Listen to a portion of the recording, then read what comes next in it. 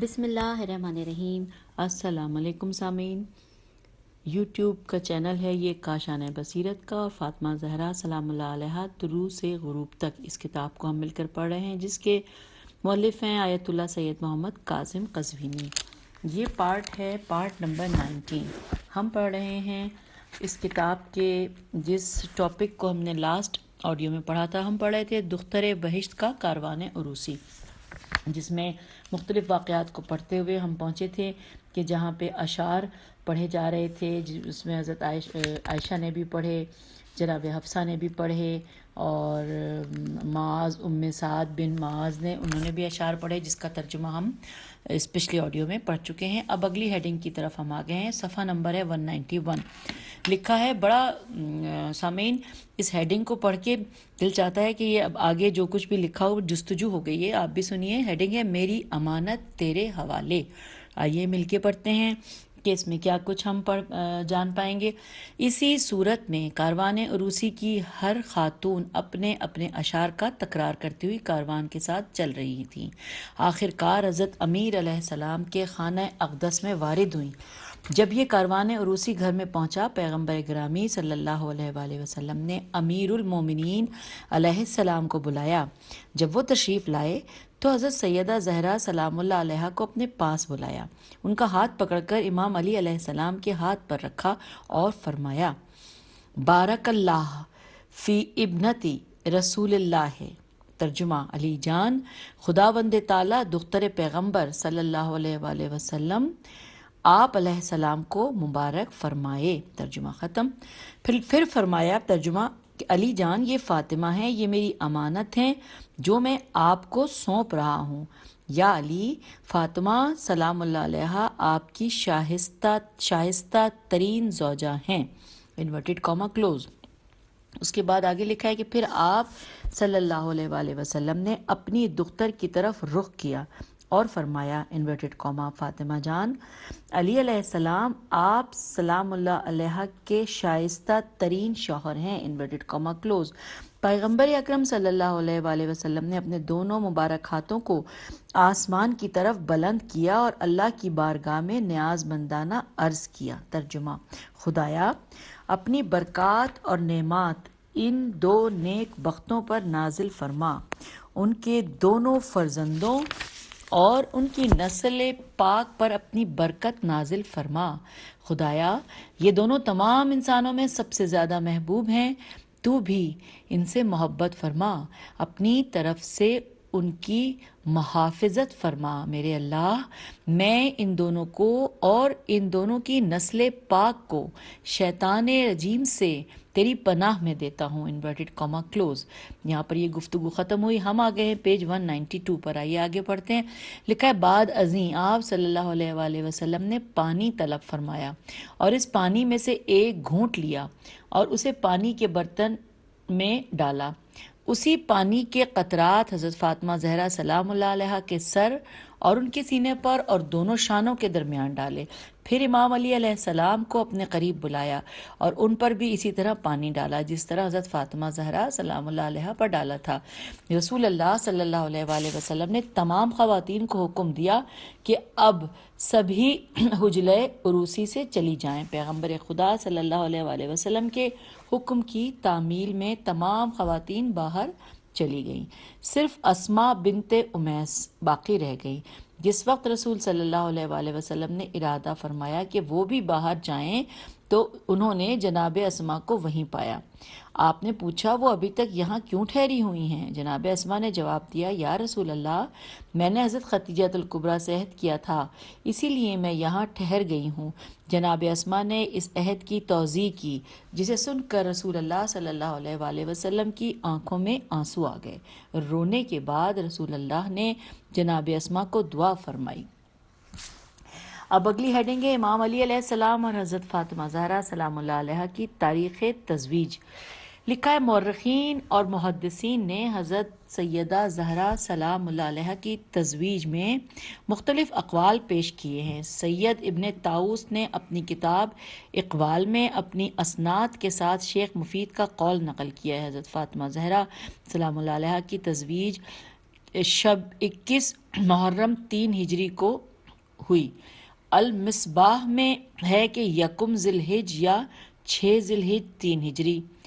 अब अगली हेडिंग है अस्मा बिन्त उमैस और उम्मे सलमा पर एक तहकीकी बहस। आइए पढ़ते। लिखा है हज़रत अस्मा बिन्त उमैस हज़रत जाफ़र बिन अबू तालिब की ज़ौजा थीं। जब हज़रत जाफ़र ने हबशा की तरफ हिजरत की थी तो आप भी उनके हमरा थीं। ये वो हिजरत उला थी जो मुसलमानों ने मक्के से हबशा की तरफ की थी। हज़रत जाफ़र 5 हिजरी को हबशा से मदीना फ़तह खैबर के रोज़ लौटे थे। इस अमर पर तमाम मौरख़ीन का इत्तफ़ाक़ है, लेकिन आपने अभी ये भी पढ़ा है कि जिस दिन हज़रत खदीजतुल कुबरा ने मक्के में वफ़ात पाई थी, अस्मा बिन्त उमैस वफ़ात के वक्त उनके पास थी। हम आ गए पेज 193 पे। लिखा है कसरत के साथ वो अहादीस भी मौजूद हैं कि जिनमें वजाहत है कि जब हज़रत फ़ातिमा ज़हरा सलामुल्लाह अलैहा की तज़वीज हज़रत इमाम अली अलैहिस्सलाम के साथ हुई तो उस वक्त भी यही अस्मा बिन्त उमैस अपने इसी नाम और वल्दियत और लक़ब की वजाहत के साथ मौजूद थीं। इस तरह साहिब कशफुल गम्मा ने रिवायत किया है कि सैयदा फ़ातिमा सलामुल्लाह अलैहा के तज़वीज के दिन अस्मा बिन्त उमैस उनके पास हाजिर थीं। अल-हज़रमी ने रशफतुल सादी रे शीन फेते है अलिफ लाम स्वाद अलिफ दाल छोटी है सफ़ा नंबर 10 में, और अहमद बिन हम्बल ने अल माकिब में, अल हिस्मी ने मजमाउज़ ज़वाइद में, और मुहद्दिस निसाई ने अल खसाइस सफ़ा नंबर 31 में, और मुहिबुद्दीन तिबरी ने ज़खायरुल उक़बा में इब्न अब्बास से रिवायत की है, और अल्लामा अल ख़वारज़मी ने अपनी असनाद के साथ हज़रत इमाम ज़ैनुल आबिदीन अलैहिस्सलाम से और सैयद जलालुद्दीन अब्दुल हमीद बिन फ़खादुल मूसवी से और अल दुलानी से और हज़रत इमाम मोहम्मद बाक़र अलैहिस्सलाम से, और उन्होंने अपने आबा से अल्लामा मजलिसी ने बाज़ मौरख़ीन से ये रिवायत बिहार जिल्द नंबर 43 में नकल की है। इस बात का तो सभी को इल्म है, अब ये अगला पैराग्राफ है कि इस बात का तो सभी को इल्म है कि हज़रत सैयदा फ़ातिमा ज़हरा सलामुल्लाह अलैहा की तज़वीज जंग बदर के बाद और जंग ओहद से पहले हुई थी, और ये हिजरत का पहला या दूसरा साल था। इन दो अक़वाल को कैसे जमा किया जा सकता है कि वो खातून जिसका नाम अस्मा है और वो इधर मदीने में सैयदा ज़हरा सलामुल्लाह अलैहा के अक़द में भी हाजिर हो और मुल्क हबशा में भी हो। ये एक ऐसी तारीख़ी मुश्किल है कि मौरख़ीन के पास इसका कोई सही और मकबूल हल मौजूद नहीं है। अगला पैराग्राफ है कि अल्लामा मजलिसी ने बिहार जिल्द नंबर 43 में बाज़ तावीलात का सहारा लेने की कोशिश की है, लेकिन जो कुछ उन्होंने फरमाया है उन वाज़े आरा से मुताबिकत नहीं रखता कि जिससे अस्मा बिन्त उमैस नाम की खातून की वजाहत और तसरीह हो। अगला पैराग्राफ है कि इस मौजू से अजीब तर मुहद्दिस क़ुम्मी का बयान है जो उन्होंने सफ़ीनतुल बहार मादा काफ जाल बे, ये इन्वर्टेड कॉमा में लिखा है, में मुजाहिद से नकल किया है कि जनाब अस्मा बिन्त उमैस ने कहा कि मैं जनाब आयशा के हमराह थी। 3 शब उन्हें अरूसी के लिए तैयार किया गया, और जब उन्हें रसूलुल्लाह सल्लल्लाहु अलैहि वसल्लम के खाना अक़दस में लाया गया, मेरे साथ कुछ और ख़वातीन भी थीं। जब हम खाना अक़दस पैगम्बर सल्लल्लाहु अलैहि वसल्लम में दाखिल हुए तो उनके घर में सिवाय दूध के प्याले के और कुछ न था। पैगम्बर ग्रामी ने कुछ दूध पिया और दूध वाला प्याला जनाब आयशा की तरफ बढ़ाया, लेकिन जनाब आयशा ने शर्म की वजह से अपना हाथ इस प्याले की तरफ न बढ़ाया। पेज नंबर 194 लिखा है, मैंने उन्हें कहा कि पैगम्बर सल्लल्लाहु अलैहि वसल्लम के दस्ते मुबारक को वापस न करो, कुछ ना कुछ पी लो। उन्होंने वो प्याला शर्मोया के अंदाज में लिया और कुछ दूध पिया और बाकी वापस कर दिया। आगे लिखा है, रसूल अकरम सल्लल्लाहु अलैहि वसल्लम ने मुझे फरमाया कि दूध अपने हमरा आने वाली ख़वातीन को दे दीजिए ताकि वो पी लें। वो ख़वातीन जो मेरे हमरा थी उन्होंने कहा, हमें अब दूध की तलब नहीं। रसूलुल्लाह सल्लल्लाहु अलैहि वसल्लम ने फरमाया, भूख और झूठ को जमा न कीजिए। अस्मा बिन्त उमैस कहती हैं कि मैंने अर्ज़ किया, या रसूलल्लाह, अगर हम में से कोई किसी चीज़ के बारे में कह दे कि हमें उसकी तलब नहीं है, हालांकि दिल कह रहा हो, क्या ये झूठ में शुमार होगा? रसूलुल्लाह सल्लल्लाहु अलैहि वसल्लम ने फरमाया, जी हाँ, ये झूठ शुमार होगा, लेकिन ये छोटा झूठ है। इस रिवायत के बयान करने का मकसद ये है कि जिस वक्त रसूल सल्लल्लाहु अलैहि वसल्लम की तज़वीज जनाब आयशा से हुई थी, उस वक्त जनाब अस्मा बिन्त उमैस मौजूद थीं। کیونکہ حضرت عائشہ کی تزویج حضرت فاطمہ زہرا سلام اللہ علیہا کی جناب امیر المومنین علیہ السلام سے تجویز سے پہلے ہوئی تھی، اور اس واقعے میں جناب اسما موجود تھیں۔ آگے لکھا ہے علاوہ ازیں تاریخی متواتر روایات کے مطابق جب 4 ہجری یا 5 ہجری میں حضرت امام حسین علیہ السلام کی ولادت ہوئی تو اس وقت بھی جناب اسما مدینے میں موجود تھیں۔ اس سے معلوم ہوتا ہے کہ یہ سارے واقعات فتح خیبر سے پہلے اور جناب جعفر طیار کی حبشہ سے واپسی سے پہلے وقوع پذیر ہوئے تھے۔ آگے لکھا ہے کہ علامہ مجلسی نے بہار جلد نمبر 43 میں محمد بن یوسف الگنجی نے کتاب کفایت الطالب کے حوالے سے لکھا ہے کہ جناب اسما بنت امیس حضرت سیدہ زہرا کی تزویج میں حاضر تھیں۔ محمد بن یوسف نے ابن بطا سے بے توہے سے روایت کی ہے اور وہ روایت درست اور خوبصورت ہے، لیکن مؤلف کی نظر میں درست نہیں ہے۔ وہ خاتون جس کا نام اسما ہے اور وہ سیدہ فاطمہ زہرا سلام اللہ علیہ کی تزویج کے دوران حاضر تھی، وہ اسما بنت امیس نہیں ہیں، وہ اسما بنت یزید انصاری ہیں جو دختر بہشت سیدہ زہرا سلام اللہ علیہ کی تزویج میں حاضر تھیں، کیونکہ جناب اسما بنت امیس اپنے شوہر حضرت جعفر علیہ السلام کے ہمراہ حبشے میں تھیں، اور وہ 7 ہجری فتح خیبر کے دن حبشہ سے واپس مدینہ پہنچی تھیں، جبکہ ہمیں اچھی طرح سے معلوم ہے کہ ازواج سیدہ فاطمہ سلام اللہ علیہ جنگ بدر کے چند روز بعد وقوع پذیر ہوا تھا۔ اس اعتبار سے یہ بات صحیح ہے کہ اس حدیث میں جس اسم کا ذکر ہے وہ اسما بنت یزید ہے، نہ کہ اسما بنت امیس۔ اب ہم آگئے ہیں پیج 195 پر، اور ہیڈنگ ہے بہترین راہ حل۔ آئیے دیکھتے ہیں اس میں کیا لکھا ہے۔ لکھا ہے میرا نظریہ ہے کہ اگر روایات میں اسم اسما اور اس کے والد کے اسم اس کے لقب کی تصریح نہ ہوتی تو پھر یہ توجیہ اور تعویل ممکن ہے کہ صحیح ہوتی۔ جب نص نون سواد موجود ہے تو پھر توجیہ و تعویل کی ضرورت کیا ہے؟ سوالیہ نشان۔ روایات میں واضح طور پر اسما بنت امیس الحشامیہ الف لام خ شین عین میم یہ ہے مذکور ہے، جو حضرت فاطمہ زہرا سلام اللہ علیہ کے مراسم عروسی میں موجود تھیں۔ جن مورخین و محدثین نے اسما بنت یزید انصاری کی بات کی ہے، ہمارا ان سے سوال ہے کہ وہ مکہ معظمہ میں سیدہ خدیجہ الکبریٰ کی وفات کے وقت ان کے پاس کیسے موجود تھیں، جبکہ ہمیں معلوم ہے کہ وہ انصاریہ تھیں۔ ان کا مکے سے کیا تعلق؟ وہ تو اہل مدینہ سے تھیں۔ جی ہاں، وہ اسما جو مکے میں سیدہ خدیجہ کے وقت وفات ان کے پاس حاضر تھیں، وہی مدینے میں سیدہ فاطمہ زہرا سلام اللہ علیہ کے مراسم عروسی میں حاضر تھیں۔ جی ہاں، میرا خیال ہے کہ صرف علامہ الگنجی نے یہ روایت کی ہے۔ جب ان کے سامنے ایک نام کی 2 مسلمان خواتین کا ذکر آیا ہے تو وہ نام کی مشارکت میم شین الف رے کافتے کی وجہ سے حقیقت سے دور رہ گئے، حالانکہ کسی مورخ نے حضرت خدیجہ کی وفات کے وقت اسما بنت یزید کی موجودگی نقل نہیں کی ہے، لیکن جو بات میرے نزدیک قوی ہے وہ اس امر کا حل صحیح اور جواب معقول ہے، وہ یہ کہ اسما وہی اسما بنت امیس خشعمیہ زوجہ حضرت جعفر بن ابی طالب ہیں، جنہوں نے اپنے شوہر کے ساتھ حبشہ کی طرف ہجرت کی تھی۔ یہ اپنے شوہر کے ساتھ حبشہ کی ہجرت کے بعد دوبارہ مکے لوٹ آئیں، پھر انہوں نے مکے سے مدینہ ہجرت کی۔ شاید انہوں نے حبشے کے کئی سفر کیے ہوں، کیونکہ جدہ سے حبشہ کے درمیان کوئی لمبا چوڑا فاصلہ نہیں ہے، درمیان میں بحر احمر ہے۔ اس مسافت کا طے کرنا اور جدہ سے حبشہ اور حبشہ سے جدہ آمد و رفت کو کوئی مشکل نہیں ہے۔ یہاں اعتراض بھی وارد ہو سکتا ہے کہ جب جناب اسما نے کئی بار حبشہ کی ہجرت کی تو مورخین نے ان کے بارے میں کیوں نہیں نقل کیا کہ وہ کئی بار مکے سے حبشہ اور حبشہ سے مکہ اور مدینہ آتی جاتی رہی ہیں؟ اس قول کو کیسے قبول کیا جا سکتا ہے؟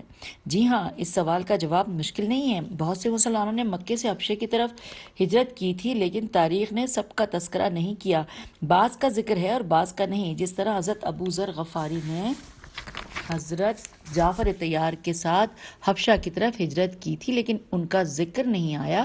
یہی حال جناب اسما کی ہجرت کا ہے۔ ہم آ گئے ہیں پیج 196 پہ۔ لکھا ہے علامہ مجلسی نے علل الشرائع کے حوالے سے اس روایت کو بحار الانوار میں نقل کیا ہے۔ مزید برآں علامہ مجلسی کی وہ روایت جو بحار جلد نمبر 43 میں باب تزویج سیدہ فاطمہ زہرا سلام اللہ علیہ میں موجود ہے، ابن بابویا سے روایت ہے کہ رسول اللہ نے جہاں حضرت عبد المطلب کی خواتین کو حکم دیا تھا کہ وہ سیدہ فاطمہ زہرا سلام اللہ علیہ کے کاروان عروسی میں شرکت کریں، وہاں آپ نے اپنے خاندان کے مردوں کو بھی شرکت کا حکم دیا تھا۔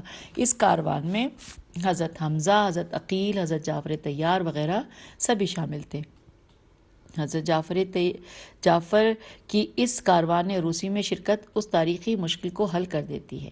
اگلا پیراگراف ہے، یہاں جو کلمہ باقی ہے وہ یہ ہے کہ رسول اکرم صلی اللہ علیہ وآلہ وسلم کی مکے سے ہجرت سیدہ خدیجہ الکبریٰ کی وفات سے پہلے ہوئی، لیکن تاریخ میں اختلاف ہے، ان کی وفات ہجرت سے چند ماہ قبل ہوئی تھی یا اس سے زیادہ، لیکن مشہور قول یہ ہے کہ ان کی وفات ہجرت مدینہ سے 1 سال سے کم عرصے میں ہوئی تھی۔ ایک اور حوالہ موجود ہے کہ حضرت جعفر بن ابی طالب کی ہجرت حبشہ 2 مرتبہ ہے۔ ان کی دوسری ہجرت حضرت خدیجہ کی وفات کے بعد ہے اور رسول اللہ صلی اللہ علیہ وآلہ وسلم کی ہجرت مدینہ سے قبل ہے۔ دلیل وہ خبر ہے کہ جن دنوں رسول اللہ صلی اللہ علیہ وآلہ وسلم غار سور میں تھے تو آپ نے فرمایا، ترجمہ، میں یہاں پر حضرت جعفر کی کشتی کو دیکھ رہا ہوں جو پانی پر تیر رہی ہے اور اپنے ہدف کی طرف رواں دواں ہے، انورٹڈ کاما کلوز، ترجمہ ختم۔ آگے لکھا ہے کہ ان روایات سے ہماری مشکل حل ہو جاتی ہے کہ جناب اسما بنت امیس مکہ معظمہ میں خدیجہ الکبریٰ کی وفات کے وقت ان کے ہاں موجود تھیں، ان سے ایک پیمان باندھا تھا جسے ایفا کیا۔ ہماری نظر میں یہ روایت صحیح ہے۔ اگلی ہیڈنگ ہے سامعین، ایک سوال اور اس کا جواب۔ آئیے دیکھتے ہیں، بڑا تجسس ہے اس ہیڈنگ کو دیکھ کر۔ لکھا ہے ایک اور تاریخی مشکل بھی ہے اور وہ یہ ہے کہ ام سلمہ کی شخصیت جب دختر بہشت کے مراسم عروسی طے ہو رہے تھے اور جب سیدہ فاطمہ زہرا سلام اللہ علیہ کا امیر المومنین حضرت امام علی علیہ السلام سے ازدواج ہوا۔ ہم نے گزشتہ صفحات میں پڑھا ہے اور ان صفحات میں ام سلمہ کا نام بار بار آیا ہے۔ ہم نے یہ بھی پڑھا ہے کہ رسول اکرم صلی اللہ علیہ وآلہ وسلم نے حضرت فاطمہ زہرا کا مہر ان کے پاس بطور امانت رکھا تھا اور وہ سیدہ فاطمہ سلام اللہ علیہ کے ازدواج کے معاملات میں تمام خواتین کی مرجع تھی۔ ہم آگے ہیں پیج 197 پہ۔ ہم جانتے ہیں کہ تمام مورخین نے لکھا ہے کہ حضرت محمد صلی اللہ علیہ وآلہ وسلم نے حضرت ام سلمہ نامی خاتون سے ہجرت کے 4تھے سال عقد کیا تھا اور سیدہ فاطمہ زہرا سلام اللہ علیہ کا عقد ہجرت کے دوسرے سال جنگ بدر کے بعد اور جنگ احد سے قبل ہوا تھا۔ تو پھر ان مراحل میں حضرت ام سلمہ کہاں سے آ گئیں؟ حالانکہ ابھی تک وہ رسول صلی اللہ علیہ وآلہ وسلم کے عقد میں نہیں آئی تھیں۔ اس سوال کا جواب یہ ہے، اب یہ پوائنٹ لکھے ہوئے دو پوائنٹ ہیں۔ پہلی بات تو یہ ہے کہ جب رسول اللہ صلی اللہ علیہ وآلہ وسلم مکے سے ہجرت کر کے مدینے تشریف لائے تو ہجرت کے پہلے سال کی ابتدا میں آپ نے جناب ام سلمہ سے عقد کر لیا تھا اور سیدہ فاطمہ زہرا سلام اللہ علیہ کا عقد شاید ہجرت کے 4تھے سال ہوا، لیکن یہ احتمال بعید ہے اور قول ضعیف ہے۔ نمبر 2، دوسری بات یہ ہے کہ یہ سیدہ ام سلمہ رسول اللہ صلی اللہ علیہ وآلہ وسلم کی پھوپھی کی دختر تھیں، ان کے اپنے خاندان کی قابل اعتماد خاتون تھیں، اس لیے آپ صلی اللہ علیہ وآلہ وسلم نے اپنی دختر کی عروسی کے تمام معاملات انہی کے ذمے لگا رکھے تھے۔ ان کے مہر کا مبلغ بھی انہیں ودیعت کر دیا تھا۔ اس نظریے سے یہ تاریخی مشکل حل ہو جاتی ہے۔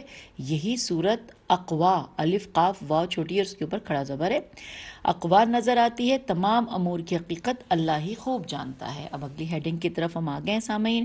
لکھا ہے خانہ معنویت و روحانیت، آئیے پڑھتے ہیں۔ لکھا ہے آج کی یہ مہذب دنیا اور اس کی تہذیب ضروری سمجھتی ہے کہ بعض ایسے مساکن، عمارات اور زمینیں بھی ہیں جو محترم ہیں ان کا اکرام و احترام ضروری ہے، اور ان سے جو لوگ مربوط ہیں وہ اپنے شرف، علم اور معنویت کے لحاظ سے بھی محترم ہیں۔ اسی اساس پر اس تہذیب نے ان مقدسات کی حفاظت کے لیے قوانین وضع کیے ہیں، اور وہ مقدس اور محترم مقامات درج ذیل ہیں جنہیں عالمی سطح پر قانونی تحفظ حاصل ہے۔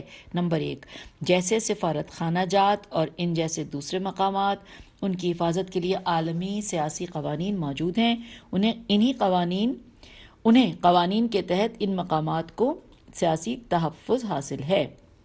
اگلا دوسرا پوائنٹ، اس طرح کہ وہ انتظامی امور پر مشتمل قوانین ہیں جن کے ذریعے یونیورسٹیاں، علمی و تحقیقی مراکز اور عالمی فلاحی انجمنیں اور تنظیمیں اور حقوق انسانی کے ادارے اپنے ترقی کے مدارج طے کرتے ہیں۔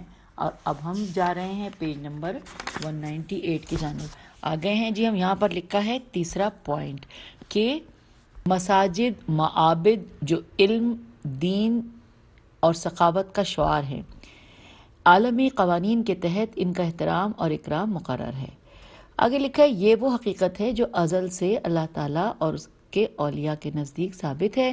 اسی تاریخ ساز واقعات کی اساس پر اسلام نے تمام مساجد کو محترم و مقدس قرار دیا ہے، خصوصاً مسجد الحرام، اور یہ مسجد مورد کمال توجہ ہے۔ اس کے اپنے قوانین اور احکام ہیں۔ اس مسجد میں بعض لوگوں کا دخول ممنوع ہے، جیسے مشرکین، مجنب آدمی اور وہ عورت جو حائض ہو، اور اس مسجد کا نجس کرنا بھی حرام ہے، اور ایسے امور کا بجا لانا جو اس مسجد کے تقدس اور احترام کے منافی ہیں حرام ہیں۔ اس مسجد الحرام کے حدود میں شکار کرنا مطلق حرام ہے۔ تفصیلات فقہ کی کتاب میں مذکور ہیں۔ اگلا پیراگراف ہے کہ اس مقدمے کے ذکر کرنے کے بعد آپ پر اس گھر کی عزت و عظمت اور اس کا اکرام و احترام سامنے آ گیا ہوگا کہ جس گھر میں دختر بہشت سید الانبیاء کی بیٹی قیام پذیر ہو، کیونکہ سیدہ سلام اللہ علیہ کا گھر ایک خاص روحانیت و معنویت سے آراستہ و پیراستہ تھا۔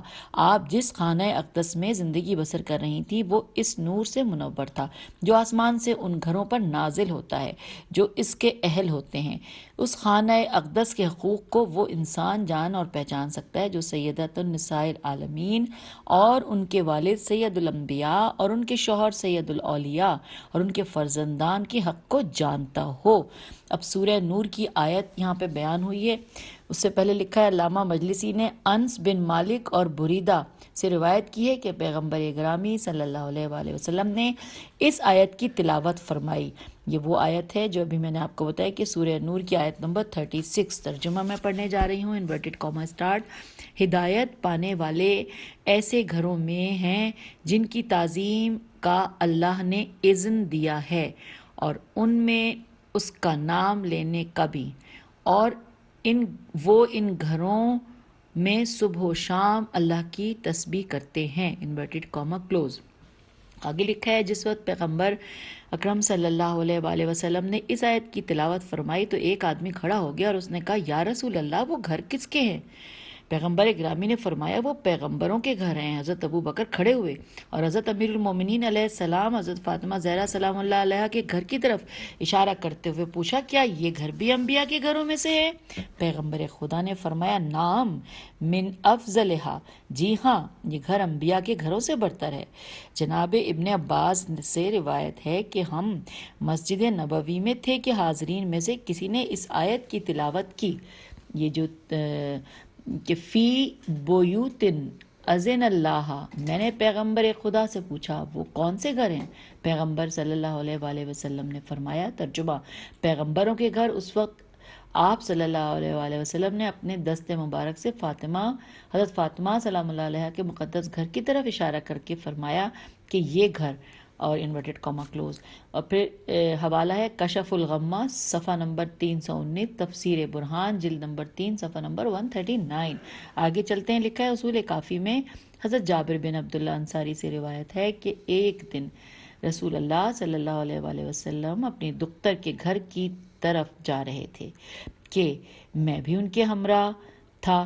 جب ہم حضرت فاطمہ زہرا سلام اللہ علیہا کے خانہ اقدس کے دروازے پر پہنچے تو رسول اللہ صلی اللہ علیہ وآلہ وسلم نے ان کے گھر کے دروازے کو کھولا۔ آپ نے اپنے شیریں لہجے میں فرمایا السلام علیکم۔ حضرت فاطمہ زہرا سلام اللہ علیہ نے جواب دیا علیک السلام یا رسول اللہ، اے اللہ کے رسول آپ پر بھی سلام ہو۔ آپ نے فرمایا اجازت ہے کہ میں آپ کے گھر میں آ جاؤں؟ سیدہ نے عرض کیا تشریف لائیے اے سفیر خدا۔ رسول اللہ نے فرمایا کیا میں اور میرا ساتھی ہم دونوں اندر آ جائیں؟